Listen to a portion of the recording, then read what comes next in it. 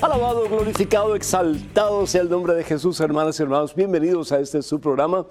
Conozca primero su fe católica, soy el Padre Pedro Núñez. Hoy, como de costumbre, pues tenemos un programa lleno de bendiciones, porque cuando estamos reunidos en la palabra de Dios, pues ahí Dios llena, satisface, penetra, transforma, libera, sana con su palabra. Así que tenemos un programa muy interesante. Gracias por su participación, gracias por ser parte de la familia de televidentes y de escuchas de la palabra de Dios a través de este programa. Antes de hacer absolutamente nada más, hermano que me escuchas, hermana que me escuchas, vamos a ponernos en la presencia de Dios. Nos ponemos en oración en el nombre del Padre, del Hijo y del Espíritu Santo. Amén. Padre bueno, Padre amantísimo, gracias, oh Dios, por tantas y tantas y tantas bendiciones que por amor constantemente tú nos das. Gracias por el don poderoso, transformador de Cristo Jesús, tu Hijo nuestro Señor. Gracias por su dádiva, por su entrega generosa, total y completamente entregado, Señor. Entregado a nosotros en una cruz en el Calvario. Gracias, Padre Santo, porque tanto nos has amado que diste a tu único Hijo. Por amor, Señor, por amor, para que creyendo en Él, como dice tu palabra, no muramos, sino para que en Cristo Jesús tengamos vida y salvación eterna. Gracias, Padre, porque no somos merecedores, pero tu amor nos hace merecedores de tan magnánimo regalo. Gracias, Padre Santo, porque nunca nos abandonas, mi Dios, porque nos haces saber, reconocer, sentir que siempre estás con nosotros, y especialmente en los momentos más difíciles de nuestra vida. Tu Hijo, nuestro Señor Jesucristo, nos ha prometido nunca jamás dejarnos huérfanos. Reina, Señor, en el corazón de este Hijo tan amado por ti, que está viendo, que está escuchando en estos momentos. Llena, Señor, su corazón de santo gozo y de la certeza de saber que está en tus manos santas y poderosas. Bendice a esta hija tuya, Señor, que tanto tú amas, cuídala, protégela, defiéndela de todo mal.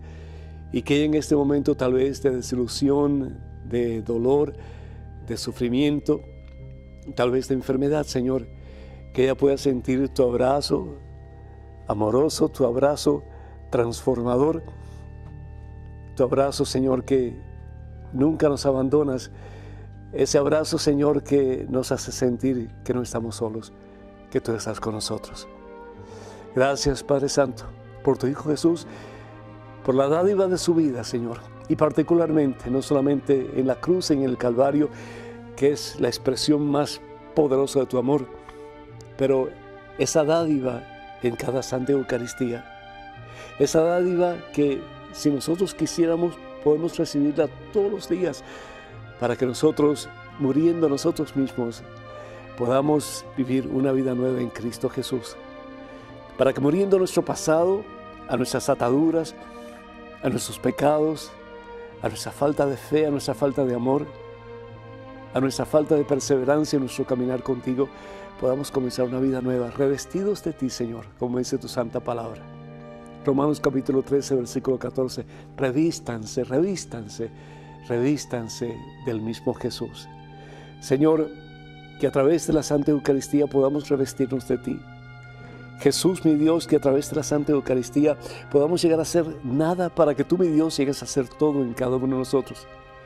Y revestidos de ti, Señor, podamos influenciar positivamente, en una forma maravillosamente positiva, a aquellos que están cerca de nosotros, para que ellos también se puedan revestir de ti, Señor, y tener de ti vida nueva y la posibilidad de un nuevo comienzo en todo el sentido de la palabra en su existir. Bendice, Señor, a cada uno de tus hijos y cólmanos, oh Dios, en este momento y en cada momento de nuestra vida, de tu santo amor, de tu santa paz, de tu santa presencia, de la dádiva de tu santa vida, Señor. A ti, Padre Santo, en Cristo Jesús, gloria, honra y honor por los siglos de los siglos. Amén, Señor. Bendito seas, mi Dios. Damos gracias a Dios, hermanas y hermanos, por tantos de ustedes que nos llaman, que nos escriben pidiendo oración. Créanme que ustedes están siempre en nuestro corazón, en nuestras oraciones, y es un gusto, es un placer realmente acompañarlos en oración y unirnos a ustedes para que ustedes puedan ver las puertas, las compuertas del cielo abrirse para ustedes y recibir múltiples bendiciones para la gloria de Dios. Damos gracias a Dios por Nidia de Honduras, que pide por Giovanni Enrique, que está esperando por un donante de riñón para su trasplante. Que el Señor te bendiga, mi hijo, y que pronto pueda ese sueño hacerse realidad. Por Verónica de México, que pide oración por la familia Cisnero Mora, Pascual, Rosalina, y también por Verónica, que Dios les bendiga a ustedes en abundancia. Isabel de México pide oración porque tiene cáncer y quisiera que oremos por ella y por todos los enfermos. Pues que el Señor te bendiga, amiga, y a ti y a todas las personas que están necesitadas de oración. Pedimos por ellos, particularmente a aquellos que tienen la enfermedad del cáncer, que el Señor remueva esas células cancerosas y las lleve a los pies de su cruz. También pedimos por Eduardo, que está en estos momentos teniendo dificultades. Me acaba de llamar hace un ratito. Tiene problemas en su matrimonio. Que el Señor lo bendiga y que si es pues el deseo del Señor que ese matrimonio, aunque es por lo civil en estos momentos, que pueda no solamente consolidarse en el matrimonio eclesiástico, pero que puedan ser cimentados como familia en la roca poderosa que es Cristo Jesús, el Señor. Angélica de Texas pide por su hijo Robert, que tiene diabetes y entró en depresión. También por Débora, que tiene problemas de alcoholismo, por la sanación interior y conversión y liberación de Susana. Por todos ustedes pedimos en forma muy especial abundantes bendiciones para todos. Pedimos también por Flora Mairena de Miami, que pide por ella, por sus hijos Francis, Janet, Selena, Flor María y Amelia, quien se encuentra enferma. Que Dios les bendiga a todos ustedes abundantemente. Luis y su esposa también piden oración, que Dios les bendiga y los colme de su santa salud. Socorro de Texas pide oración porque la diagnosticaron un aneurisma cerebral y está muy nerviosa y angustiada. Pero acuérdate que hay remedio para eso, desde el punto de vista científico, pero más aún hay remedio para eso porque con Dios todo se puede y todo se va a alcanzar. Así que cuenta con nuestras oraciones. Pedimos también por todos aquellos que solicitan oración a través de la página de este servidor en Facebook, que el Señor los bendiga en abundancia y supla todas sus necesidades. Y les quiero recordar que la única página oficial del Padre Pedro Núñez en Facebook es facebook.com/ppedronúñez, facebook.com/ppedronúñez. Tengan mucho cuidado con los perfiles falsos que piden dinero para misiones en mi nombre. Eso no lo hacemos ni lo haríamos jamás. Así que tengan mucho cuidado con eso. La Santa Misa tiene dos partes esenciales, dos partes de suma importancia. Y la primera se llama la liturgia de la palabra, en que la palabra se predica, la palabra se expone, la palabra se proclama. Y benditos a Dios por la palabra de Dios. Si nosotros vamos a la carta a los Hebreos en el capítulo 4, carta a los Hebreos en el capítulo 4, dice lo siguiente: que la palabra de Dios es como espada de doble filo, que entra en el ser humano, penetra hasta donde se dividen el alma y el espíritu, hasta lo profundo de nuestro ser. La palabra de Dios tiene poder para entrar, pero no solamente para entrar, sino que para transformar el ser humano, para darle una nueva opción de vida, para que el ser humano comience con más fuerza y poder que nunca antes a caminar en el camino de ese que es la palabra de Dios entre nosotros, que es Jesucristo, el Verbo hecho carne, Jesús el Señor. También la palabra de Dios dice en el Evangelio, según San Mateo capítulo 26, versículo 26 al 28, algo muy hermoso, que si bien es cierto que la palabra de Dios tiene poder para cambiar tu vida y mi vida, nuestras actitudes, nuestra forma de actuar en relación a Dios y a los seres humanos, que también hay otro aspecto de la Santa Misa que es importantísimo, y esta es la liturgia de la Eucaristía, o es lo que conocemos como la Santa Comunión. En el Evangelio según San Mateo, capítulo 26, versículos del 26 al 28, dice la palabra de Dios lo siguiente. Mientras comían, es decir, Jesús con sus más cercanos colaboradores, con sus apóstoles, tomó pan. Jesús estaba haciendo en ese momento lo mismo que todos los judíos devotos de su tiempo hacían. Una vez al año se reunían para celebrar la fiesta de la Pascua, la fiesta de la liberación, la fiesta en que recordaban cómo Dios los había sacado de la esclavitud de Egipto y los había llevado a la tierra prometida, es decir, a Canaán, que hoy día conocemos como Israel o Tierra Santa. El caso es que Jesús se reúne con sus más cercanos colaboradores, con sus apóstoles. Y dice la palabra de Dios que mientras comían, y esto es capítulo 26, versículo 26 del Evangelio según San Mateo, Jesús tomó pan, pronunció la bendición y lo partió y se lo dio a sus discípulos diciendo, tomen y coman, esto es mi cuerpo. Esto es algo poderoso, hermanos. Los judíos nunca hubieran hecho algo por el estilo. Jesús hace lo mismo que hacían los judíos piadosos de su tiempo, en que se reunían como familia y compartían la mesa. Pero Jesús hace algo diferente, algo que no estaba dentro de la norma de la celebración de la Pascua. Él toma pan, lo bendice, da gracias, lo parte y se lo da a sus discípulos y les dice, esto es mi cuerpo. Hace lo mismo con el cáliz.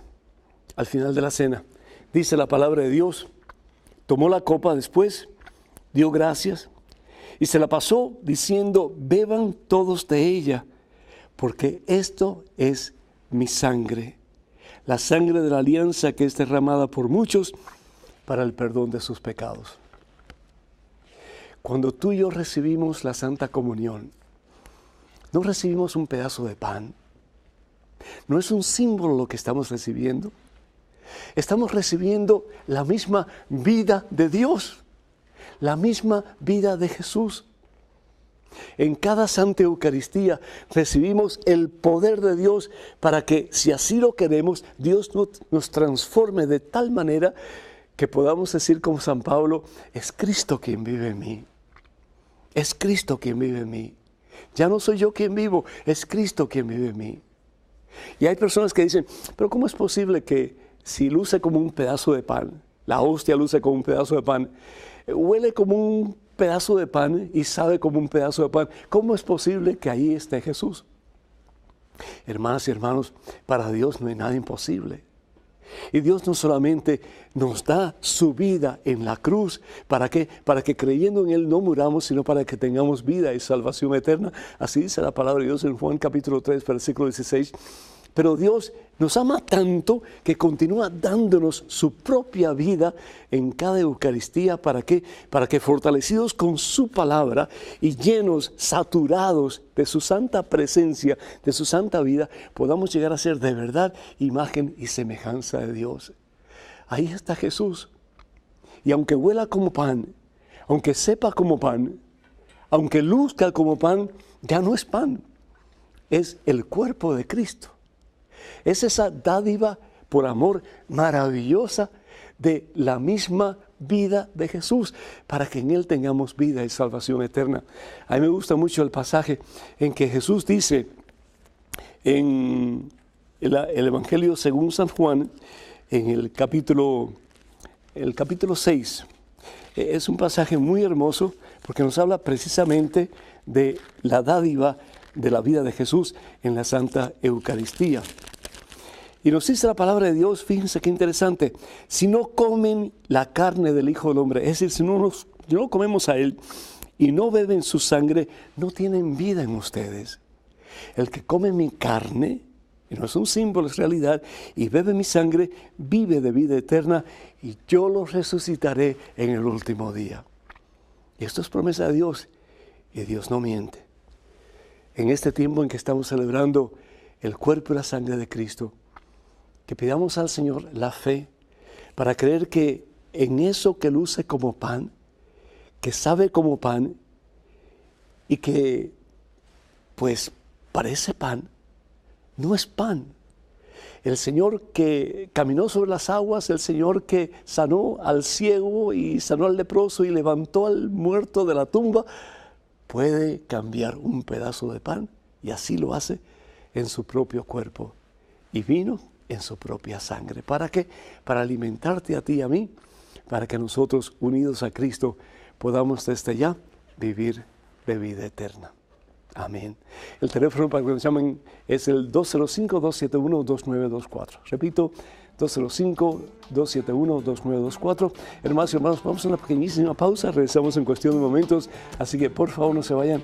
Quédense con nosotros.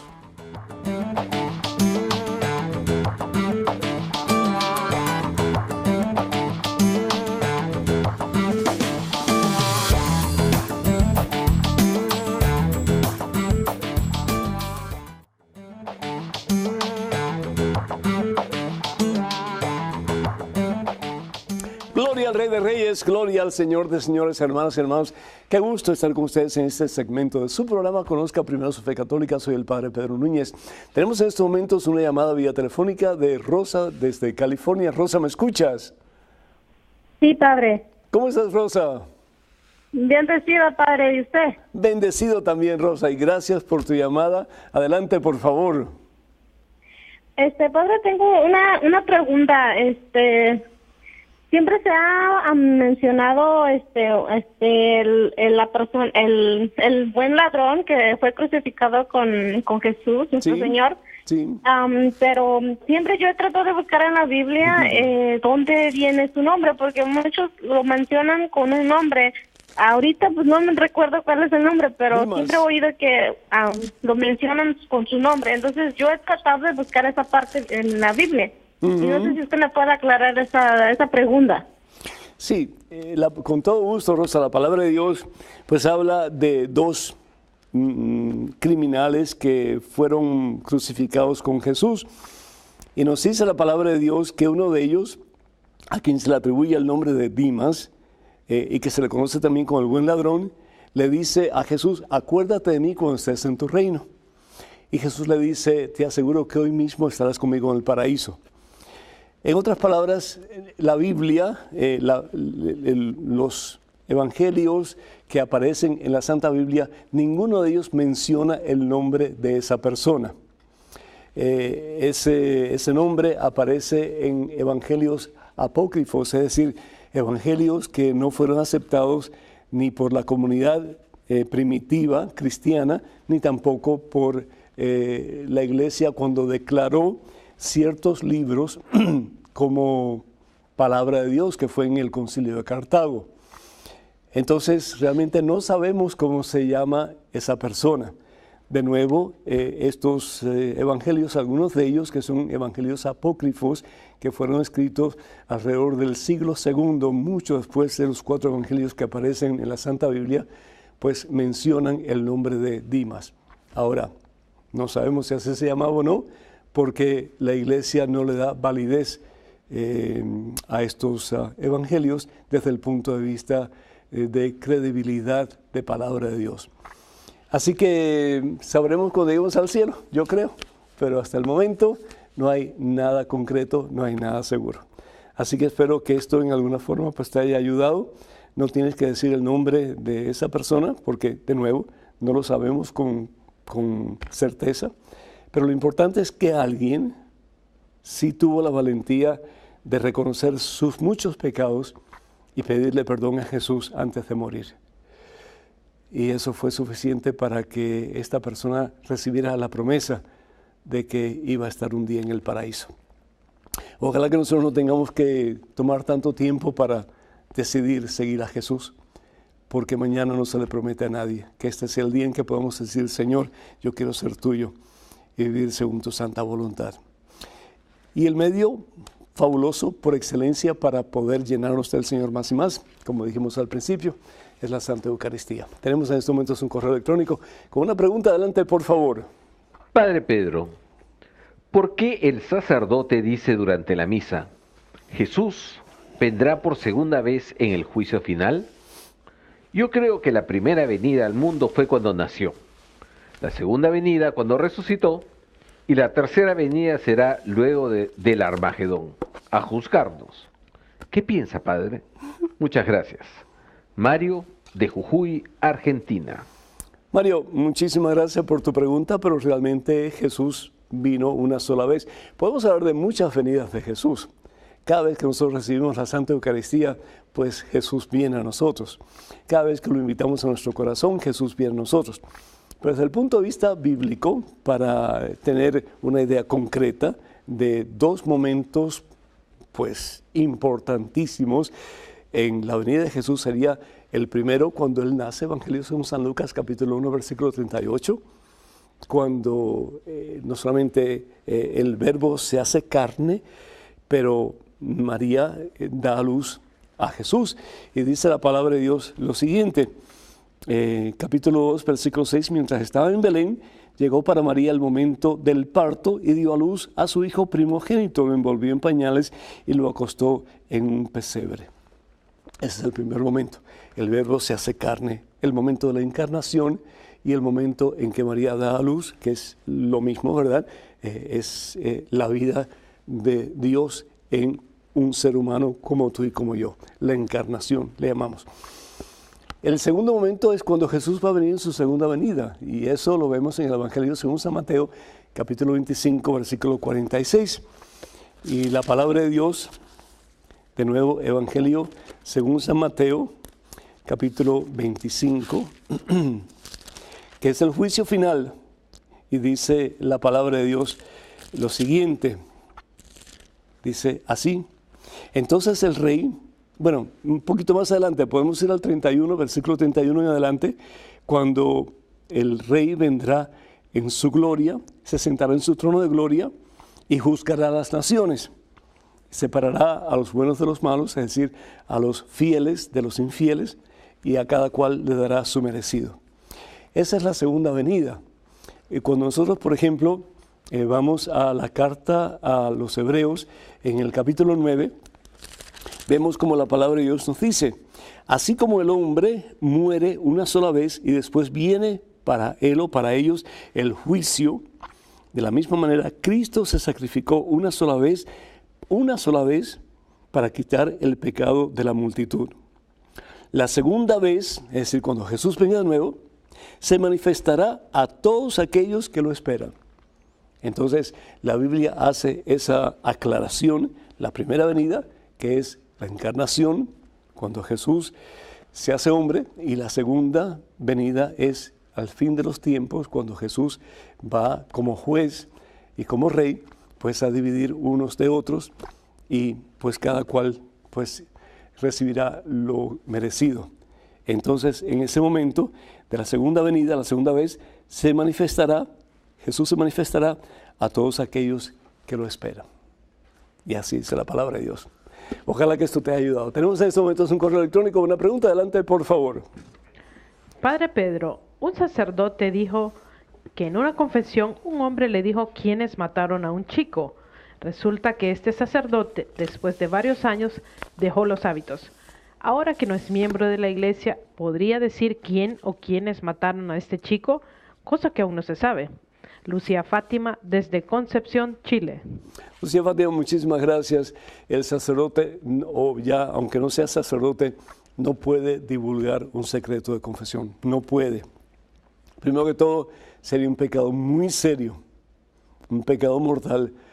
Y yo estoy seguro que el sacerdote no quiere eso. Y lo segundo que es importante es que ese sacerdote o ex sacerdote o cualquier persona que haya sido consultada o que haya recibido un penitente que ha confesado un crimen o cualquier otro pecado, y no solamente un sacerdote, puede ser un psiquiatra, puede ser un médico, ¿verdad?, que se le diga algo en secreto, esa persona tiene el deber, de acuerdo a su profesión, de no divulgar ese secreto. Imagínense ustedes si uno va a un psiquiatra y tiene un problema serio de tipo emocional y el psiquiatra empieza a decirle a todo el mundo lo que le está pasando a fulano o a mengano. Eso sería horrible porque todo el mundo perdería confianza en esa persona. Lo mismo y aún más todavía el sacerdote tiene que guardar el sigilio, es decir, no puede decir a nadie lo que se le dice en confesión. Y yo conozco de casos en que pues el sacerdote lo han presionado para que diga quién es el culpable y no puede decir.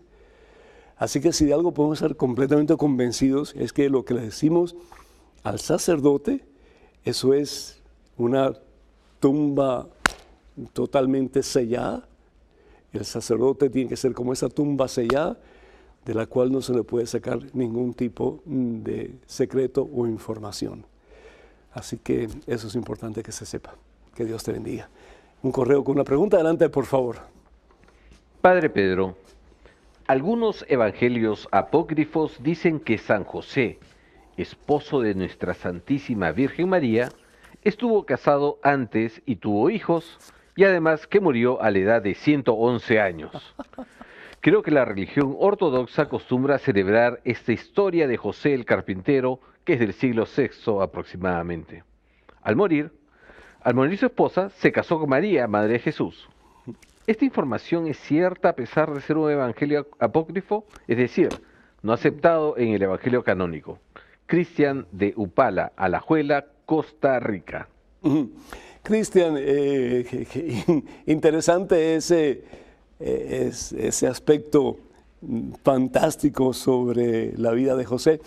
La pregunta es si, primero que todo, no aparecen los evangelios, ¿es cierto? Entonces estás hablando de evangelios apócrifos, que quiere decir que no son ni fueron en ningún momento aceptados por la iglesia como palabra de Dios.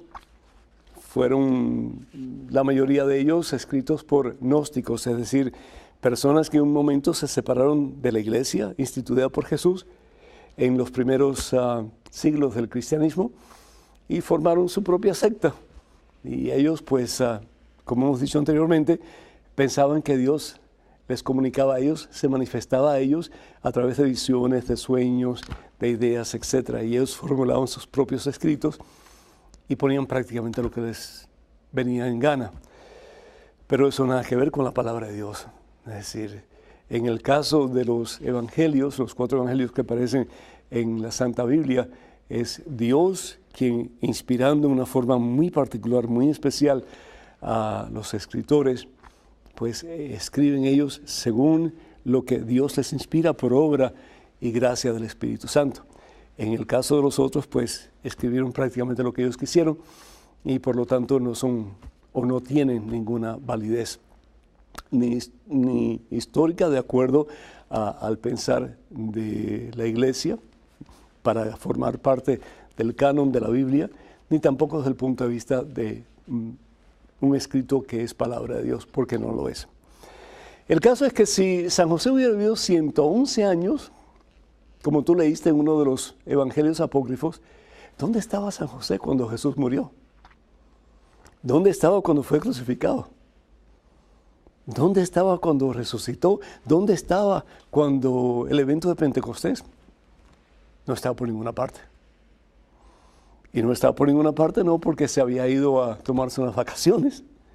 No estaba por ninguna parte porque ya aquí en este mundo José no existía. Es decir, quien estaba presente en esos momentos tan importantes en la vida de Jesús era su madre María. Ella sí. En el momento de la crucifixión, en el momento de la resurrección, en el momento de la presencia del Espíritu Santo. En esos momentos, María estaba presente. Así que no le hagan caso, por el amor de Dios, a tantas cosas que leemos que nada tiene que ver con la Santa Biblia o con las enseñanzas de la Iglesia. Es importante que cuando nosotros estudiemos, pues que estudiemos cosas que realmente nos van a edificar y nos van a ayudar espiritualmente a conocer más a fondo la verdad que al fin y al cabo se encuentra en la Santa Biblia interpretada por la iglesia fundada por Jesús, que es la Iglesia Católica, la iglesia a la que tenemos el privilegio y también la responsabilidad de pertenecer. Tenemos en estos momentos a Ofelia de Riverside, California, en llamada telefónica. Ofelia, ¿me escucha? Sí, Padre Pedro, ¿cómo está? Por la gracia de Dios, bendecido. ¿Cómo estás, Ofelia? Ay, Pues bien, me da gusto hablar con usted, padre. Es que ya tenía ganas de hablarle y no había podido, no tenía la oportunidad, y ahorita que me animé, dije a ver si puedo comunicarme con él, y que gracias a Dios que me pude comunicar. Qué bueno, Feli, adelante, por favor. Sí, yo le quería una pregunta, padre. Es que mire, yo estaba pensando que esto de la Eucaristía, ¿verdad? Ajá. Que cuando uno recibe la Eucaristía, cuando dijo Cristo que el que recibe, el que come su carne y bebe su sangre tendrá vida eterna. Así es. Y luego pienso yo, entonces los que no lo hacen, ¿no tendrán vida eterna, padre? Es una pregunta muy, pero muy interesante. Es decir, de acuerdo a las declaraciones de la Santa Sede, las personas que han nacido y han sido formadas en una religión no católica, pues ellos van a tener que responder en el juicio de acuerdo a lo que ellos han podido conocer. Y si ellos han vivido lo mejor que ellos han podido y han tratado de obedecer lo mejor posible a Dios en lo que ellos han conocido de Dios, la verdad de Dios, pues ellos de esa forma serán juzgados. Quiere decir que el único que nos salva, el único puente entre nosotros y Dios es Jesucristo. Pero no todos vamos a tener el mismo juicio. Las personas que no han tenido el conocimiento que nosotros tenemos de la verdad, pues van a ser juzgados menos severamente. Nosotros que hemos tenido la oportunidad de conocer a través de la escucha de la palabra, a través de las prédicas, etcétera, que ahí está Jesús, en esa hostia consagrada, en ese vino consagrado, ahí está Jesús. Eso no es pan, eso no es vino, eso es el cuerpo y la sangre de Jesús. Y si nosotros, pues, por negligencia, por pereza, no hemos tratado de indagar, de estudiar, de formarnos mejor en el conocimiento de la fe, y nos vamos a otra iglesia, o simplemente no creemos y no vamos a recibir la Eucaristía, pues la falta es mucho más grave, ¿sí? Entonces, ¿qué pasa con estas personas que pues son negligentes en cumplir lo que Dios pide para nuestro mejor bien, que es nuestra salvación? Pues entonces el juicio será mucho más severo. Hay que pedir mucho para que dejemos de vivir así como que no importa lo que yo hago, al fin y al cabo, si yo me siento en paz en mi corazón, yo estoy bien. No, ¿qué es lo que el Señor realmente nos pide? Y aquí en este caso, el Señor lo dice claramente, es decir, no hace falta un teólogo para saber lo que el Señor nos está diciendo en el Evangelio según San Juan, capítulo 6. Si no comen mi carne, es decir, no comen de mi cuerpo y no beben de mi sangre, ¿y cómo podemos hacer eso? Solamente en la Eucaristía, en la Santa Comunión, pues no vamos a tener vida. Y eso es algo que realmente tenemos que pensar, particularmente aquellos que no van a misa, porque piensan que no hay necesidad de ir a misa, y aquellos que se han ido a la iglesia y están en otras iglesias, que pueden tener predicadores muy buenos y pueden tener música muy buena, pero no tienen lo principal, que es a Jesús, Eucaristía, que por amor se nos da todos los días, si queremos, en la Santa Comunión. Hay que orar mucho, hay que orar mucho. Número telefónico es el 205-271-2924. Llámenos con sus preguntas, sus comentarios. Ustedes son los que hacen posible este programa. 205-271-2924. Vamos a una pequeña pausa, regresamos en cuestión de momentos. Así que, hermanas y hermanos, por favor no se vayan, quédense con nosotros.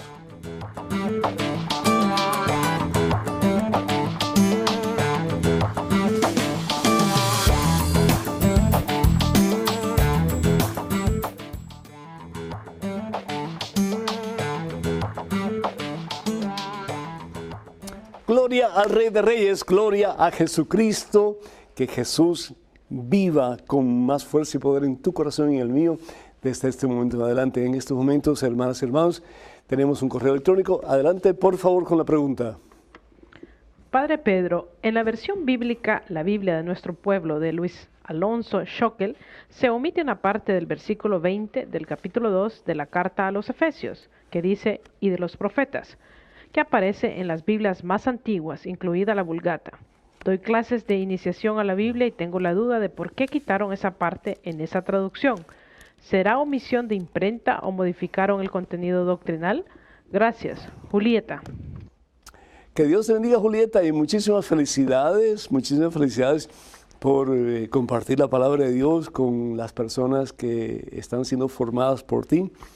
Y gracias por tratar de indagar dónde está realmente la verdad. Si vamos a la carta de San Pablo a los Efesios, y es una de las cartas que aparece en el Nuevo Testamento, ellos estaban en Éfeso, y por cierto, no hace mucho tiempo atrás, pues fuimos por allá, por Éfeso, en un peregrinaje.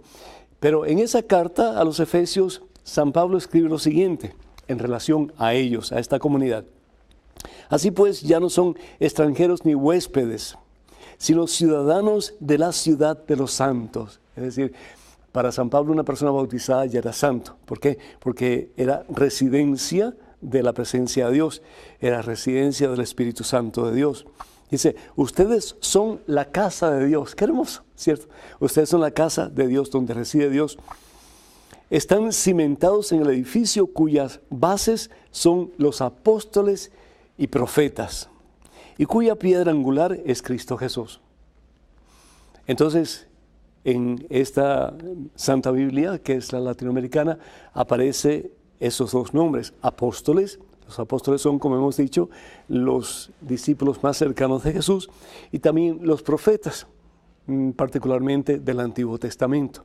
Y claro que tenemos profetas en el Nuevo Testamento, porque cuando somos bautizados somos incorporados en Jesús, que es profeta, rey y sacerdote. Entonces participamos del ministerio de Jesús en ese sentido. ¿Por qué en el caso que tú me presentas no está la palabra profetas? Realmente no lo sé. Me imagino yo que tiene que haber sido una falta de imprenta. Pero también tenemos que estar conscientes de que a veces cuando se copia o se copiaba en forma de manuscrito, de un manuscrito a otro, pues algunas palabras podían ser omitidas sin querer, no era a propósito, sin querer, o simplemente se le da un significado algo diferente. Pero yo imagino que debe ser por falta de cuidado con la impresión de esa Biblia. Sería interesante si pudieras hablar con un biblista de México, que tal vez te pueda dar un poquito más de información, porque yo realmente esa Biblia, esa Santa Biblia, no la conozco a profundidad, y por lo tanto no sé por qué estará excluido el nombre de profeta de ese pasaje. Pero al fin y al cabo el contenido y la enseñanza es básicamente lo mismo, porque lo importante es que la base sobre la cual estamos nosotros edificados, sí, los profetas y los apóstoles definitivamente, pero es sobre esa piedra angular, que sin ella no podemos nada ni somos nada, pero con ella todo lo podemos y todo lo somos, que es Jesucristo el Señor. Tenemos en estos momentos un correo electrónico. Una pregunta, adelante, por favor. Padre Pedro, si un laico lee el Evangelio u otra cita bíblica y al terminar dice, palabra de Dios, los demás contestamos, palabra de Dios, es lo que creo. Pero en mi comunidad en Carolina del Norte, cuando un laico proclama un evangelio, muchos contestan en la comunidad, honor y gloria a ti, Señor. Pienso que tendríamos que contestar, te alabamos, Señor, aun cuando sea un laico quien proclame la palabra. Emilio. Emilio, gracias por tu pregunta, muy buena. El laico, para comenzar, quiero hacer esa aclaración. El laico no puede proclamar el Evangelio en la Santa Eucaristía, en la Santa Misa. Tiene que ser un ministro ordenado, ya bien sea un diácono o el sacerdote. Solamente ellos dos pueden proclamar el Evangelio. Las otras lecturas pueden ser leídas o proclamadas por laicos, no hay ningún problema. Cuando, sin embargo, se está dando una clase de Biblia, vamos a suponer, o se está en un grupo de oración, un laico puede leer el Evangelio. Y cuando lo lee, debe decir palabra del Señor. Y se debe responder, gloria a ti, Señor Jesús. ¿Y por qué se dice palabra del Señor cuando se lee el Evangelio? Para diferenciar entre el Evangelio, donde se ve, se lee y desde donde se proclama la palabra de Jesús, a diferencia del resto de la Santa Biblia, que es palabra de Dios, pero no es palabra que Jesús haya pronunciado. Y ahí está la diferencia. Entonces, cuando leemos cualquier pasaje de la Biblia, incluso en la Santa Misa, decimos palabra de Dios, porque es palabra de Dios, pero no es proclamada ni ha sido pronunciada por el mismo Jesús. Ahora, cuando leemos el Evangelio, ya bien sea el ministro ordenado en la Santa Misa o fuera de la misa, cualquier persona de buen haber, de buen ser, que proclame la palabra de Dios, pues debe decir, en este caso, si es tomada de los Evangelios, palabra del Señor, y se debe responder, gloria a ti, Señor Jesús. Y ahí está la diferencia. Tenemos en estos momentos otro correo electrónico con otra pregunta. Adelante, por favor. Padre Pedro, tengo una amiga que dice que puede obtener la energía por medio de cuarzos y piedras similares, dejando de lado a Dios. ¿El uso de cuarzos tiene algún sentido medicinal? Tengo entendido que esas piedras están orientadas al esoterismo, pero me gustaría escuchar su opinión. Julián, de México. Julián, gracias. Muy buenas preguntas estamos teniendo. Cuando hablamos de esoterismo estamos hablando de superstición, es la misma cosa. Sí, y superstición está en el campo de lo oculto. Y el campo de lo oculto le pertenece a Satanás y no a Dios. ¿Por qué? Porque es buscar medios que me ayuden a mí sin ningún tipo de relación con Dios. Es decir, a través de la magia, a través de encantamientos, a través de energías que puedo tener en diferentes minerales como el cuarzo, etc.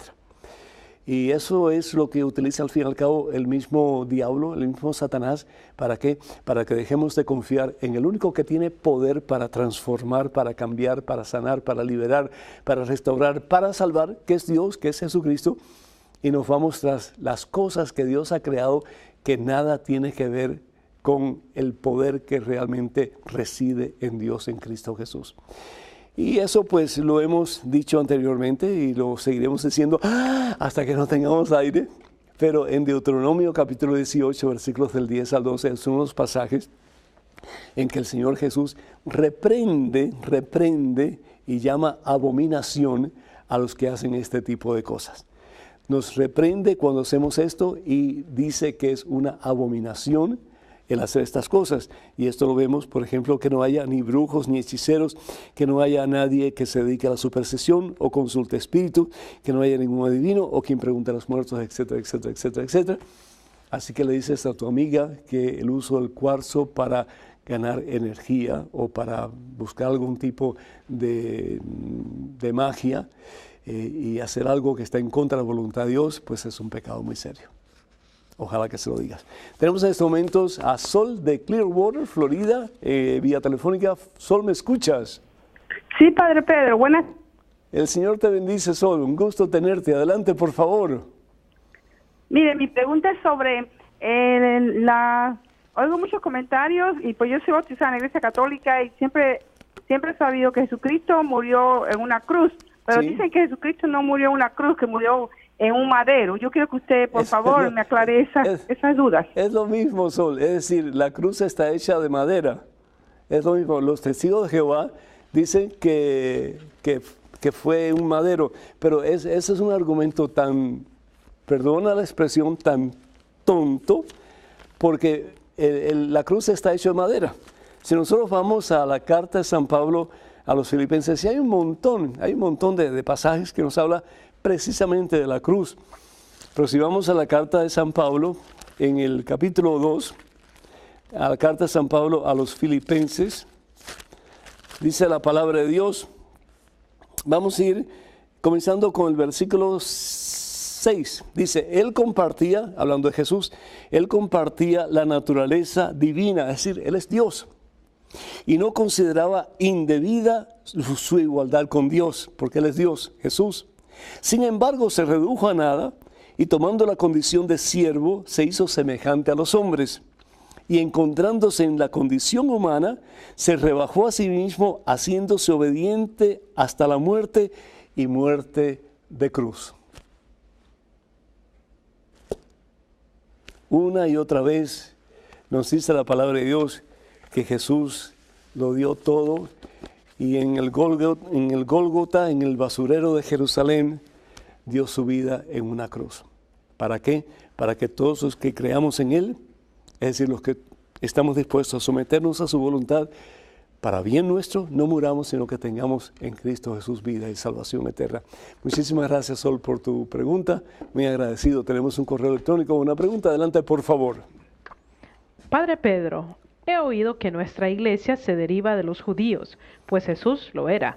Ahora, ¿se puede decir que seguimos la tradición judía y tenemos relación con el Corán y los musulmanes?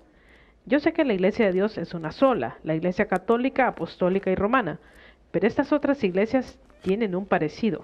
Scarlett, primero que todo, nosotros somos como una extensión del judaísmo. Es decir, como bien tú dijiste, Jesús es judío y al principio pues no existía la religión cristiana. Eso comienza con Jesús y después de Jesús, a medida que más personas se van adheriendo a la iglesia de Jesucristo que Jesús establece sobre Pedro y los demás apóstoles y aparece en el Evangelio según San Mateo capítulo 16, versículo 18, sobre esta piedra edificaré mi iglesia. Y es con el pasar del tiempo, al principio se llamaban los seguidores del camino. ¿Por qué? Porque Jesús hablaba de que Él era el camino. Evangelio según San Juan, capítulo 14, versículo 6. Yo soy el camino, la verdad y la vida. Nadie va al Padre sino a través de mí. Y poco a poco, hasta ya en el año 60 más o menos, que comienzan a ser llamados cristianos. El caso es que, si bien es cierto que nosotros salimos de la religión judía, Jesús dice en el Evangelio según San Mateo, en el capítulo 5, versículo 17, no crean que he venido a suprimir la ley o los profetas, es decir, a cambiarlo todo. No, he venido no para deshacer, sino para darle su tono definitivo o para traer lo definitivo, es decir, para hacernos entender lo que realmente Dios quería enseñarnos a través del Antiguo Testamento. Él viene a dar la manifestación total de la palabra de Dios que encontramos en el Antiguo Testamento. Jesús no viene a cambiar nada. Jesús viene a darle su tonalidad definitiva. Entonces, el estar consciente de esa realidad, que Jesús viene a hacer precisamente eso. Ahora, cuando tú hablas de los musulmanes, estamos hablando ya de naranjas y peras. Estamos hablando de cosas diferentes. La religión islámica más o menos se establece en el siglo VI de nuestra era, y la persona a quienes ellos siguen como el profeta máximo es Mahoma. Ellos creen en Jesús como un profeta, pero si Jesús hubiera sido solamente un profeta y no hubiera sido Dios, entonces Jesús hubiera sido un mentiroso. Porque en el Evangelio según San Juan, el capítulo 10, versículo 30, Jesús lo dice, él comienza hablando de él mismo: yo y el Padre somos la misma cosa. Entonces, o Jesús realmente es Dios, porque lo dice la palabra de Dios no solamente ahí, pero también lo dice al principio del Evangelio según San Juan: el verbo estaba frente a Dios y el verbo era Dios, y lo dice en Filipenses capítulo 2, aunque él era de condición divina, se rebajó, y tantos otros pasajes de la Biblia. Es decir, nada que ver la religión musulmana con la religión cristiana. Es decir, Jesús no es un profeta cualquiera, Jesús no es un mentiroso, porque se iguala a Dios. Jesús es Dios. Y si bien es cierto que Mahoma yace en una tumba, muerto en alguna parte del mundo, en Meca, también sabemos que la tumba de Jesucristo está vacía, porque Jesús ha resucitado. Jesús está vivo y Jesús está con nosotros. Bendito sea Dios. Hermanas y hermanos, quiero recordarles que ya muy pronto, sábado 18 del mes de agosto, estaremos teniendo un maravilloso encuentro con Cristo Jesús llamado Sábado de Milagros en el Points and Train Convention Center. Un tiempo de renovación espiritual, de acercamiento a la fuente de vida que es Jesucristo, un tiempo de sanación interior y exterior también, y un tiempo de acercamiento en Cristo Jesús a todos nuestros hermanos para poder juntos alabar y bendecir el santo nombre de Dios a través de la música, a través de las palabras que se van a pronunciar ahí, a través de las poderosas prédicas que vamos a escuchar.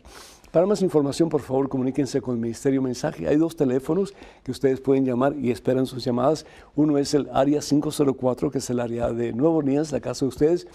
Número telefónico 931-7720, 931-7720.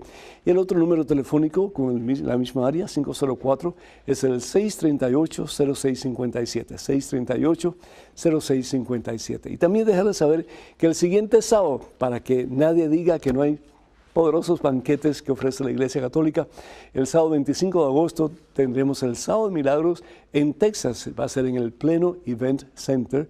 Y para más información, por favor, comuníquense con el Ministerio Mensaje en Texas. Número telefónico, área 479-478-5620, 478-5620. Y el otro número telefónico, 214-527-4839, 527-4839. Quiero también decirles que por gracia de Dios voy a estar en Atlanta, Georgia, el sábado 2 de junio, Congreso Eucarístico de la Arquidiócesis de Atlanta, en el Georgia International Convention Center. Esto va a ser de nuevo en Atlanta, así que no se lo pierdan si están en esa área. También decirles que del 15 al 25 de octubre, con el favor de Dios, vamos a hacer un peregrinaje a Portugal y a Tierra Santa. Precioso, maravilloso, transformador. Para más información, por favor, comuníquense con la señora Maciel Carrasco a Canterbury Pilgrimages. El número telefónico es el 603-941-3078. 603 es el área, 941-3078 es el número telefónico. O comuníquense con ella vía correo electrónico a maciel@canterburypilgrimages.com. Y escríbanos con sus preguntas, comentarios, dudas, etcétera, a padrepedro@ewtn.com, padrepedro@ewtn.com. Les invitamos para que se suscriban a la página de este servidor en Facebook, en la cual ofrecemos pensamientos que le ayudarán en su crecimiento espiritual. Vayan por favor a facebook.com/ppedronunes, facebook.com/ppedronunes.